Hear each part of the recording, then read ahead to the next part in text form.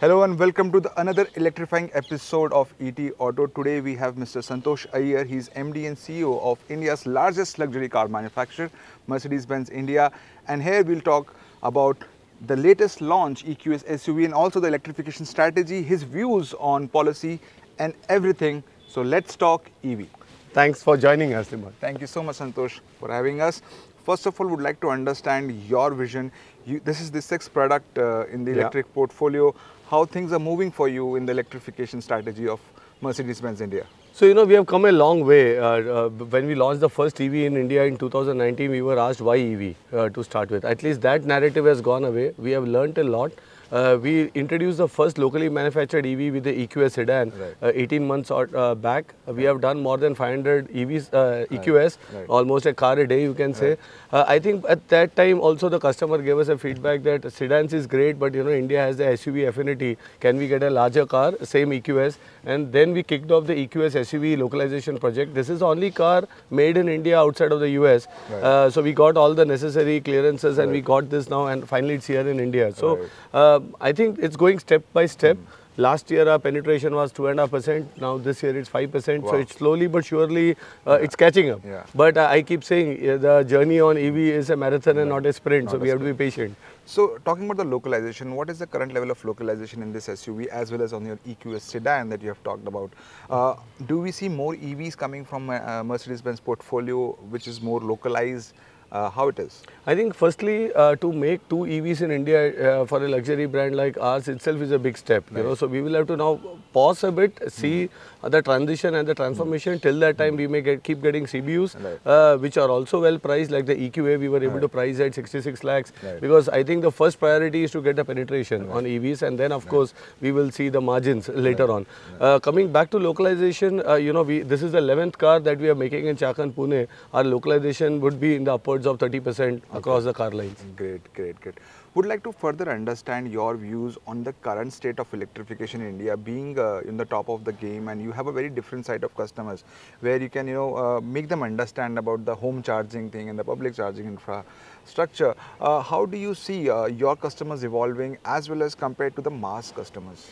So I may not have much insights on the mass customers, but at least for our customers, the anxiety is still there. I have to be honest that there are three types of customer segment. One segment which has driven an EV in the US or Europe, they want an EV. That's a small percentage of people. When they come to India, they just look at an EV and they buy the Mercedes-Benz EV. The second set are customers who are maybe existing luxury car owners who have multiple cars and then they want an EV in the household. But the third piece is the growing piece, which is basically first time buyers or buyers who are coming and shopping for a combustion engine. Then our sales guys really explain to them the advantages and make the shift to an electric vehicle platform. Still the lead time for selling is higher, so it takes time.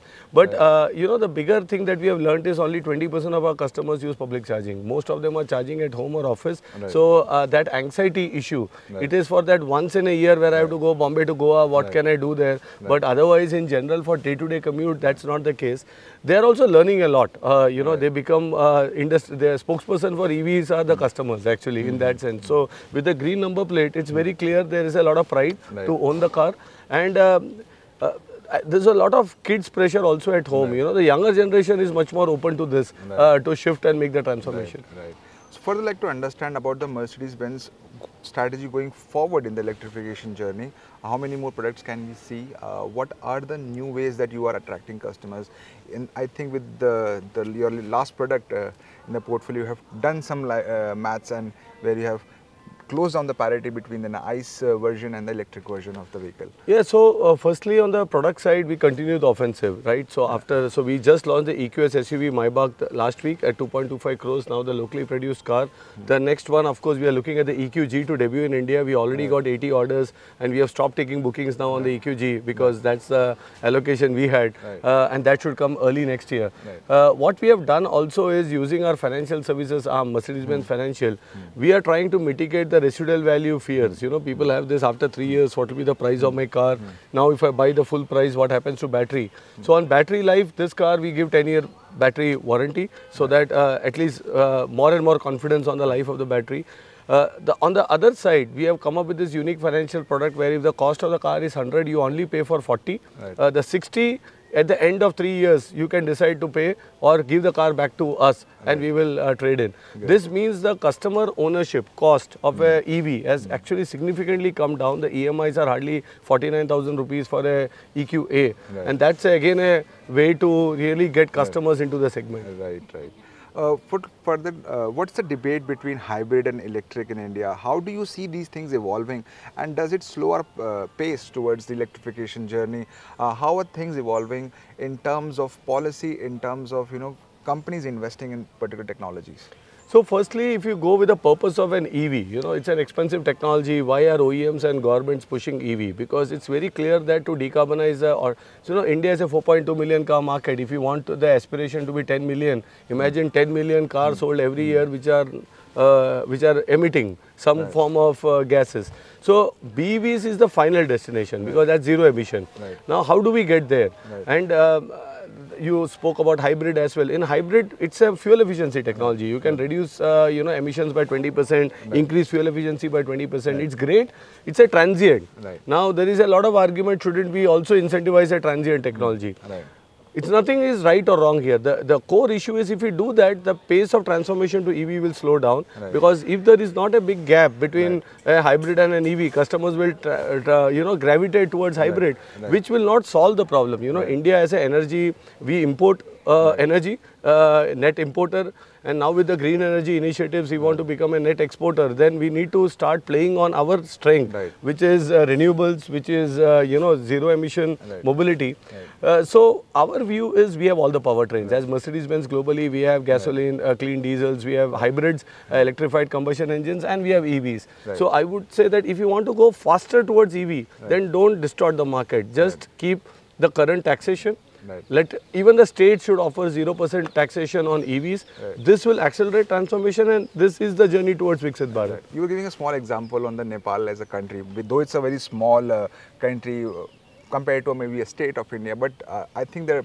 I was there with my family on a private vacation, and I was surprised to see EVs selling more than ICE, around 50-60% of penetration on EVs. So then I asked a friend of mine, what's happening here? Why are people in EV? You have great charging. He said, no, charging infrastructure is still developing. It's a hilly country, but the biggest advantage is the tax. There the government has actually penalized combustion engines. In that sense, the EVs are cheaper than ICE, and people are buying EVs. They're there. So I think price point has a major role, and that's why when we read globally EVs is coming down, it's because maybe the US government has withdrawn incentives in certain states, the demand comes down, same for Europe. So I think as long as the price parity with some support, because the scale effect is not achieved in EV, you need that support for a couple of years. Maybe I keep saying, till the time EVs reach 30%, for example, the support should continue. Then we should run on our own. Now, talking generally about the market, there is a lot of stress in the mass market because last few years have been really high growth time for the automotive industry as well as for you. How do you see the luxury car market for this particular calendar year? How do Mercedes growth do you see in this particular See, for us as Mercedes-Benz, we believe that products excite the market. This year, we committed for 12 new product launches. We have done 11. The 12th one is a new long wheelbase E-Class that debuts in Bombay on 9th of October. We have already started taking expression of interest for that car. It's a most loved and waited car for the year.